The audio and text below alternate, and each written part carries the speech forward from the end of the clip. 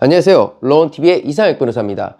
2024년 12월 14일 오늘 또 하나의 헌정 역사가 새겨졌는데 윤 대통령에 대한 탄핵 소추안이 오늘 14일 국회 본회의를 통과하여 제적의원 300명 중 찬성 204표로 윤 대통령에 대한 탄핵 소추안이 가결되었습니다. 이로써 윤 대통령은 헌법재판소법 제50조에 따라 헌법재판소의 심판이 있을 때까지 대통령의 모든 권한이 정지되고 헌법 제71조에 따라 차순위 권한대행자인 국무총리가 대통령의 권한을 대행하게 됩니다.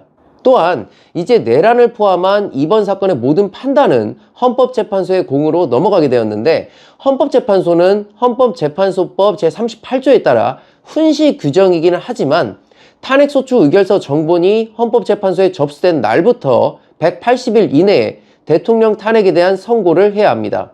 참고적으로 노무현 대통령의 경우에는 그 판단까지 63일, 박근혜 대통령의 경우에는 92일이 소요된 전력이 있긴 합니다. 어쨌든 이제 모든 판단은 헌법재판소의 영역으로 이관되기는 하였는데 현재 헌법재판소 재판관이 6인 체제라는 점과 헌법재판소법의 규정으로 인하여 탄핵소추안 가결에만 집중되어 있던 현 상황에서 헌법재판소의 판단까지는 의외의 쟁점이 놓여져 있습니다.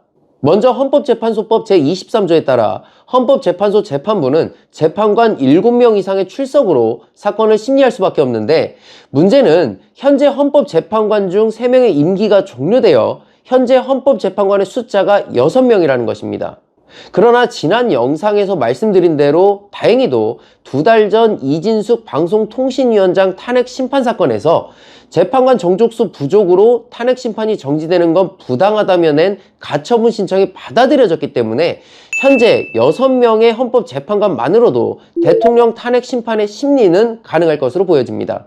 또한 국회가 현재 공석인 헌법재판관 3명의 후임자에 대한 추천을 이미 마친 상태이고 이 후보자들에 대한 인사청문회가 곧 열릴 것으로 예정되어 있는 데다가 한덕수 권한대행이 위 헌법재판관 후보들에 대한 임명을 거부하기에는 현재 정치적 상황이 상당히 부담이 있는 상태이기 때문에 예상하기로는 윤 대통령에 대한 탄핵 심판이 진행되는 과정에서 헌법재판관들은 충원이 될 것으로 예상됩니다. 그러나 만약 헌법재판관들이 충원되지 않는다면 현재 남아있는 헌법재판관 6인 중 6인 모두가 만장일치로 찬성해야만 윤 대통령에 대한 탄핵이 선고된다는 부담이 있습니다. 두 번째는 헌법재판소법 제51조에 따른 탄핵 심판 정지에 대한 가능성입니다. 헌법재판소법 제51조를 보면 피청구인에 대한 탄핵 심판 청구와 동일한 사유로 형사소송이 진행되고 있는 경우에는 재판부는 심판 절차를 중지할 수 있다고 규정하고 있는데 현재 윤 대통령에 대한 탄핵소추와 함께 전방위적으로 내란죄에 대한 형사 절차가 진행이 되고 있는 상황에서 탄핵소추 이후에는 현재 수사 중인 내용이 들어갈 수밖에 없기 때문에 헌재의 결정에 따라 탄핵심판 절차가 중단되고 장기간 지연될 수 있는 것입니다.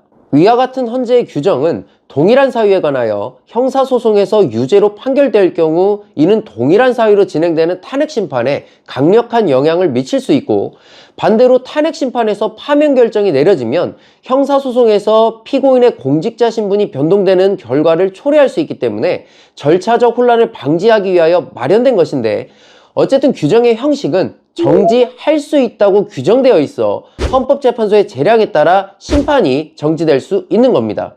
특히 고발사주 사건으로 형사재판을 받은과 동시에 탄핵소추되었던 손준성 검사장 사례의 경우 헌법재판소는 형사소송이 우선이라는 판단에 따라 탄핵심판 절차를 정지한 사례가 있고 현재 남아있는 6인의 헌법재판관들 중 3인이 대통령이 직접 지명하고 임명한 재판관인데 그중 정영식 재판관은 윤 대통령이 직접 임명한 보수 성향의 재판관으로 평가되는 데다가 현재 헌재의 재판관들의 성향이 중도와 보수가 우세하다고 평가받고 있는 상황이어서 헌법재판소법 제51조에 따른 심판 정지의 가능성도 있는 상황입니다. 대통령실 또한 위 규정을 근거로 수사 진행 중임을 소명하여 탄핵 심판을 적극적으로 정지시켜달라는 요청을 하겠다는 입장이기도 한데 박근혜 전 대통령 탄핵 사건 당시에도 대통령실에서 위와 같은 의견을 밝히기도 했는데 당시 헌재는 박 전 대통령의 요청을 받아주지는 않았습니다.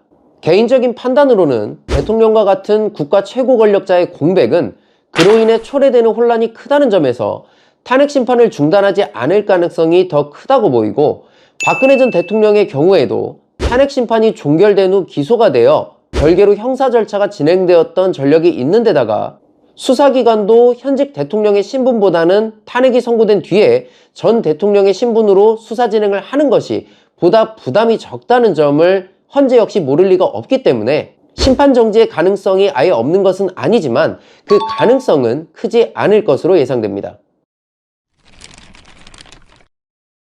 추운 날씨조차도 막지 못한 국민들의 열망으로 일단 탄핵소추안 가결까지 오기는 했는데, 탄핵 심판의 결정까지는 또 다른 쟁점이 놓여 있어 탄핵의 선고까지는 아직 마음을 놓을 수 있는 상황이 아니기는 합니다. 그렇지만 일단 대통령의 직무 권한이 정지됨으로 인하여 더 이상의 계엄령 공포는 없을 것이라는 점은 일견 다행스러운 부분이라고 할 수는 있겠습니다.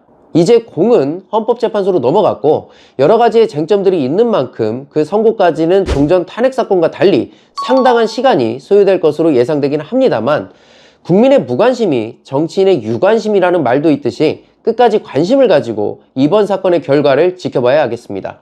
지금까지 로운TV의 이상혁 변호사였습니다.